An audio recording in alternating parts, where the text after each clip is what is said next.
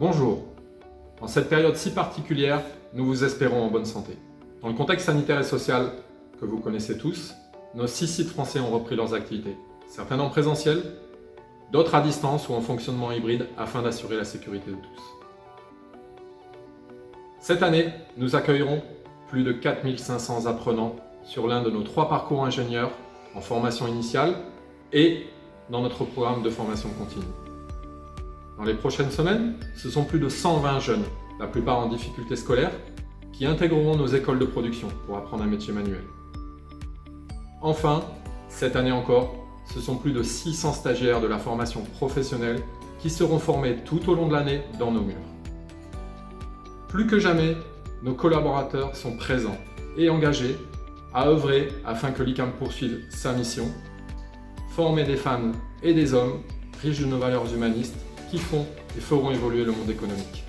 L'ICAM recrute ses élèves comme une entreprise recrute ses collaborateurs, selon le principe de choisir et être choisi.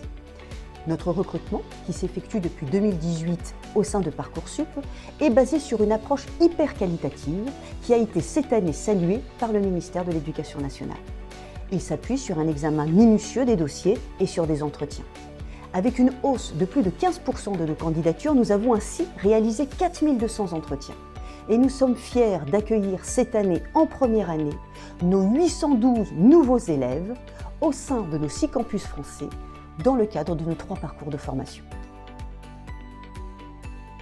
Alors ce début d'année scolaire est également marqué par la publication de notre nouveau rapport d'activité, qui est l'occasion de refaire une relecture des temps forts de l'année 2019 et de mesurer toute la richesse du projet ICAM qui continue à se conjuguer au pluriel en France comme à l'étranger.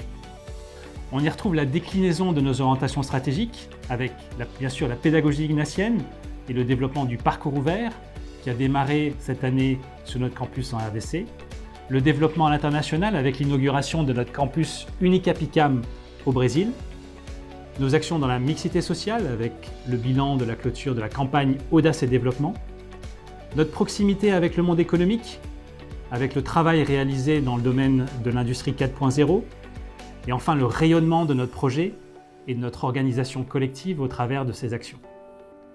Autant d'axes stratégiques forts sur lesquels chacune des entités ICAM est amenée à réfléchir cette année dans un exercice d'introspection et de projection et qui se formalisera dans les prochains mois au travers de l'élaboration du plan stratégique ICAM 2025 et qui fixera le cap de nos prochains développements collectifs.